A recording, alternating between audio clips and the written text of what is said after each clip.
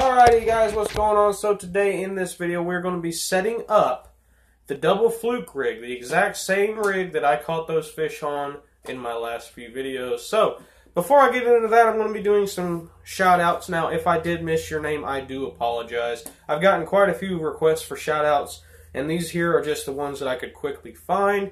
So the first shout out is Fishing Freak. Go check out his channel.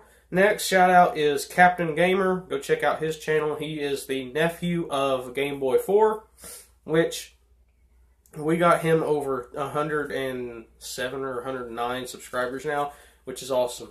So next one is Tiger Plays. Go check out his channel. Make sure you guys go check out Emily Elkins. She does her own music. She does original, like she writes her own songs, and she also does covers of other people's songs, which are really cool. I love singing and stuff, but I know I'm bad at it, so I'm not going to make videos on it. But she is really, really good at it, and so you guys go check out her channel. And the next one is Kentucky Catman. Go check out his channel. So, with that out of the way, we'll go ahead and get into this. So, this one here is the exact same color fluke I was catching the fish on. I do not remember the name of this fluke. I think it's like Pro Blue or something like that. I'm pretty sure I called it that in my video. I don't know the exact name of it, but it's like gray down here with a bluish gray back. Really cool color. Another one of my favorite fluke colors is this Arkansas Shiner. That's a good color. And, you know, stuff like white or a chartreuse is good too. This one here is the Doc's Lures Drop Shot Minnow. So what do you need for this setup? So you obviously need your line. Now I got a long piece, I got like a probably 3 foot long piece. So we're obviously going to have to cut this down. I might even make 2 different rigs out of this, same line. So I think probably cut it right in half would be alright. So we're going to cut this leader that I cut out way too long. We're going to cut it right in half. So we grab one end, then we grab the other end. Pinch the 2 ends together, that way we can get an almost exact halfway point. So right there is the exact halfway point. Let's go ahead and cut that. This knife is not very sharp, so I'm surprised that I cut it so easily. So now we have about probably, I'm going to say 18 to 19 inch. No, that's a lot longer than that. I'm going to say somewhere around 20 inches long. It says, yep, 22 inches long. 22-inch leader, which with the knots and stuff like that, it'll be shorter.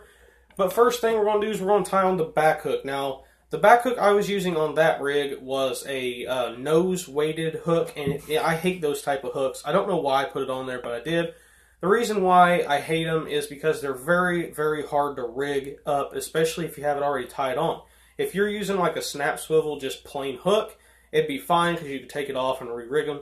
But, you know, the nose of your bait gets torn up really easily with those style hooks. So this time I'm going to actually redo it with a little bit heavier hook in the back. This is a 5 or a 6/0 screw lock hook. And I'm going to redo it with that one. Now, it might take me a little bit to tie this on because I've been staring at the light on my camera, and I cannot see very well when I do that. So, it might take me a few different tries to get this. Now, somebody asked me in one of my videos I posted yesterday if the double fluke rig hinders the action or renders the action. I don't remember the exact words I used. Messes with the action, basically, of the flukes, and it doesn't. It actually does not mess with the action at all with these flukes, and that is something that I thought was really cool about it, because the first time I ever seen it was, what was the channel name? I think it was Wire to Fish. I'm pretty sure they done a video on it, and that was the place I got it on the first try. That's surprising. I never do that. Okay, so got that knot done. Just a normal knot. I don't know the name of it. I've always used this knot though. And you guys can see that the screw lock is still swinging evenly. So we'll put the flukes on this after. That way, probably should put the fluke on it first. That way I don't get hooked. But then the next hook we're going to use is a 3/0 EWG. 3/0 is a good size for flukes. 2/0 and 1/0 are just a tad bit small in my opinion. But that's just my opinion. You know, if you have a different opinion, then you can feel free to tell me in the comments. But anyway, I seen it on a Wired to Fish video, and I don't remember exactly who it was talking about it. I feel like it was that Ott Defoe. He's a tournament angler, but I don't remember really, so I might be wrong. But somebody was talking about it on there. Ow, I just hurt myself again. But anyway, somebody was on there talking, and they caught 2 bass at once. I thought that was really cool. Okay, so I got the knots on there, which I got it on the first try, which is almost impossible with me. Let me cut this tag end off. But anyway, they were talking about it, and as they were talking about it, they were fishing for schooling fish. And they actually caught 2 fish at once. 2 probably, I think probably 1.5 to 2 pound bass. Both at the same exact time. And I thought, wow, that's really cool. I want to do that too. So I went out, I grabbed, I think it was 10-pound trilene line. This here, I changed it over to, I think this is 12. Oh, this here's not it. I think this is 12-pound Berkeley trilene, but I don't exactly remember. It's either 12 or 15, but I'm pretty sure it's 12. But I changed it over to 12 for the reason that I don't want to break it off as easy.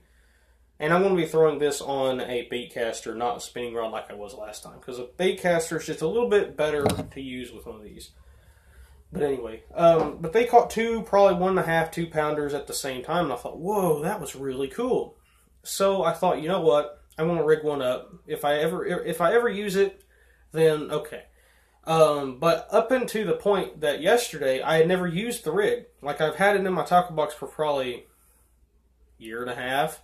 And I never used it. I never even made a cast with it. And so I thought, you know what?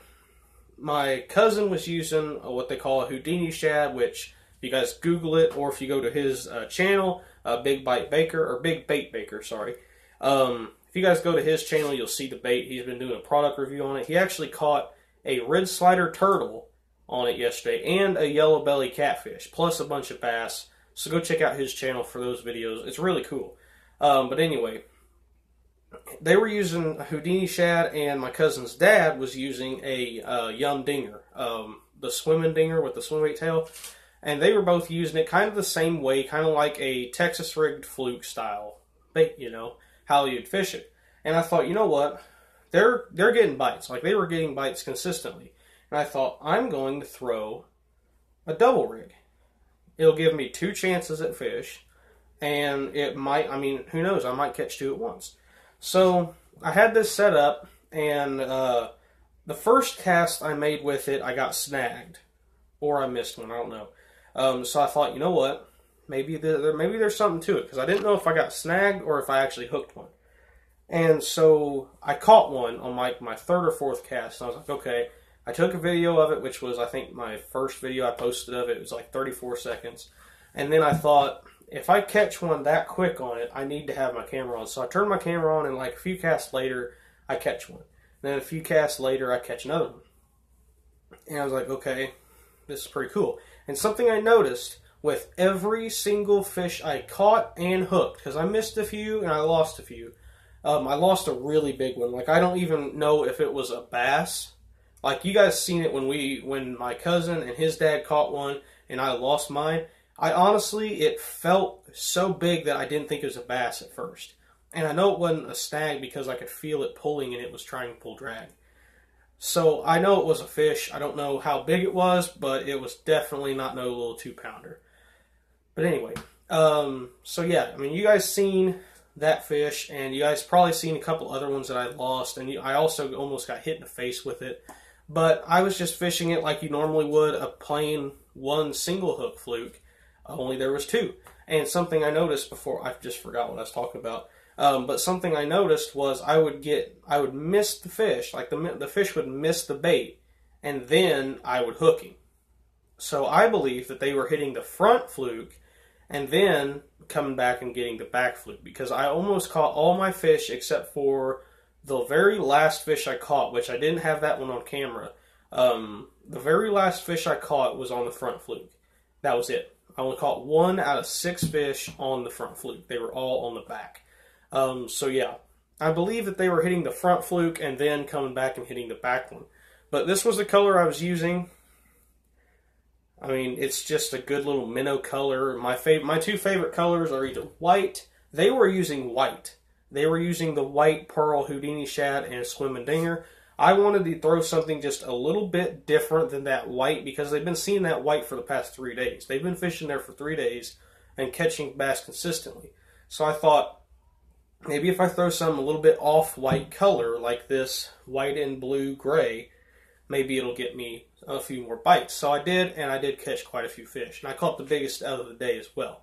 And another great color is this Arkansas Shiner, like I said. The chartreuse and the white obviously does work well. But like I said, I was using this Pro Blue color. I believe that's the name of it, but I may be wrong. So I was just rigging up like you normally would a fluke. Now with this type of hook here, you know, this one here is an owner centering pin screw lock hook. I actually found these on eBay, and I really did not anticipate buying hooks when I bought them, but I seen them and I said, you know what, I need to buy them. Especially, you know, me throwing these bigger flukes, you know, like the big 7-inch. I mean, I've seen people throw double rigs with 7-inch flukes, a giant mag fluke, and catch pretty good sized fish. And now, I mean, that there, perfect. Then you come back here to the front hook. Now, a lot of people use what they call the donkey rig. If you guys don't know what the donkey rig is, it's basically where you have a single hook tied to your main line, and then before you tie it on, you slide a swivel up the line, and then you tie the single hook on, and then you tie onto the swivel your leader down to your second fluke. Now, a lot of people do that. I know Yak Daddy did a video just like that, talking about that specific rig, but I just don't really care for that style of a bait. Now, you can also make triple and quadruple rigs if you want to. I know a place, or I know a way, I don't know why I said place, but another way you could do it is do a modified triple bait donkey rig. And how you do that is just like I said, put a swivel on here. You put a swivel on here and it goes down here and it stays, and then tie you another rig. I might even do that. Who knows? I might even do that and make a video on it as well. But yeah, you just put a swivel on there, tie your line to it, and there you go. There's your third fluke. If you're on a schooling bite, or if you're fishing for stripers, I know a few of my subscribers like fishing for stripers and wipers. If you guys do that, I guarantee you could probably catch at least 2 at once, because that would be really cool, especially with them stripers and wipers, because they fight hard. But yeah, I mean, you could do a triple rig if you wanted to.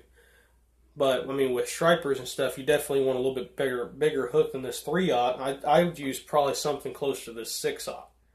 The 6/0 screw lock, they ain't going to be breaking that hook unless they're too big. And you just go in here like this, normal little Texas rig. I Texas rigged this wrong. Go through the nose.